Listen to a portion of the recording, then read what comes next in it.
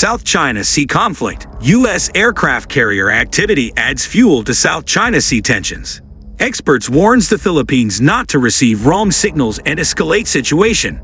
A U.S. aircraft carrier has reportedly entered the South China Sea in a move experts said on Wednesday sends a wrong signal to the Philippines amid the Southeast Asian country's repeated provocations on Chinese islands and reefs in the region.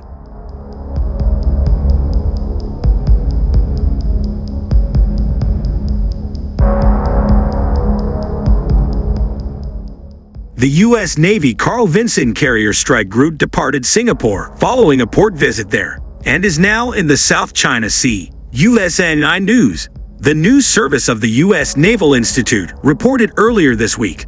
The carrier strike group is one of the few extra-regional naval forces currently operating in Southeast Asia over the Christmas period, with other navies having all wrapped up their deployments, USNI News said.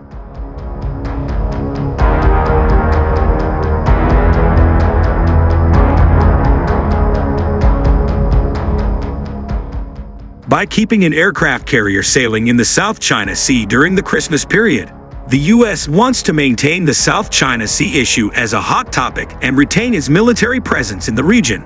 Wei Dongsu, a Beijing-based military expert, told the Global Times on Wednesday. Such show of military force in sensitive waters amid tensions goes in the opposite direction of peace and stability in the South China Sea, Wei said.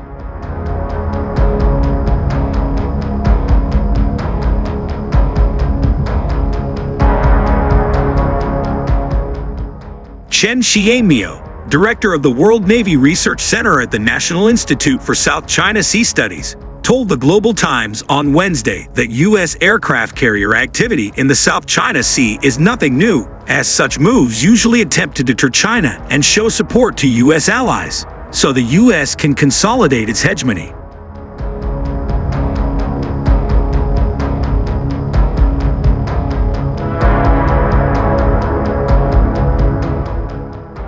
The U.S. carrier's entry into the South China Sea this time is adding fuel to the persistent tensions between China and the Philippines in the region, and sends a wrong signal to the Philippines that could incite Manila to take more extreme moves that escalate contradictions with China, Chen said.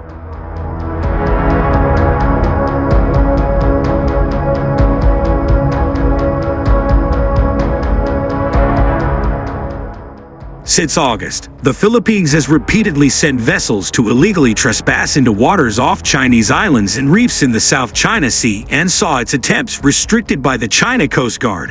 One of the focuses of the Philippine provocations is Rena Giao, also known as Rena Reef, as the Philippines made several attempts to send building materials to reinforce an old warship illegally grounded there.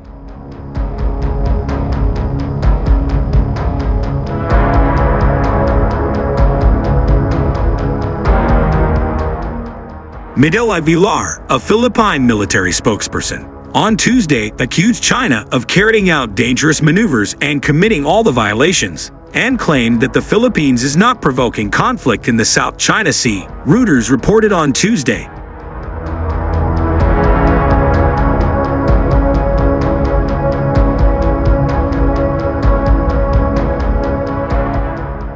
In response, Mao Ning, a spokesperson at China's Ministry of Foreign Affairs, said at a regular press conference on Tuesday that the recent developments involving China and the Philippines in the South China Sea are caused by the Philippines' change of policy and position, refusing to honor its commitments, violating international law and the Declaration on the Conduct of Parties in the South China Sea, and deliberate infringement of China's sovereignty and provocations, and the responsibility lies with the Philippines.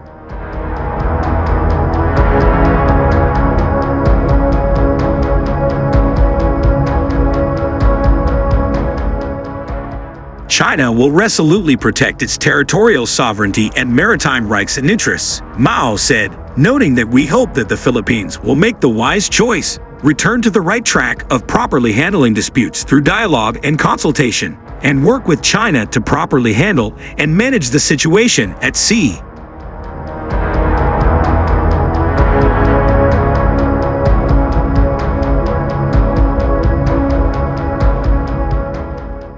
Mao's remarks are a stern warning with clear formulation, And if the Philippines insists on serving as a pawn of the U.S. in making provocations in the South China Sea, it is essentially lifting a rock only to drop it on its own feet, Wei said.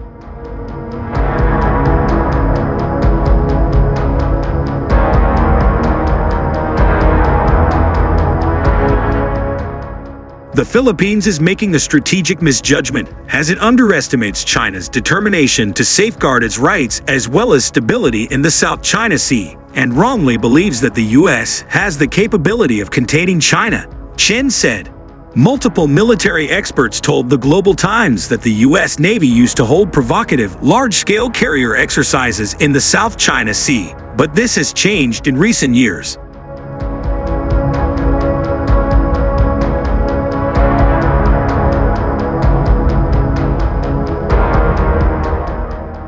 While U.S. carriers still operate in the South China Sea, they tend not to stay in the region for too long at a time because the U.S. Navy understands the Chinese military's capabilities in targeting large moving warships on its doorstep, which significantly reduces the survivability of aircraft carriers, experts said, noting that U.S. carrier activities in the South China Sea now serve more as a political and diplomatic tool than actual military instruments.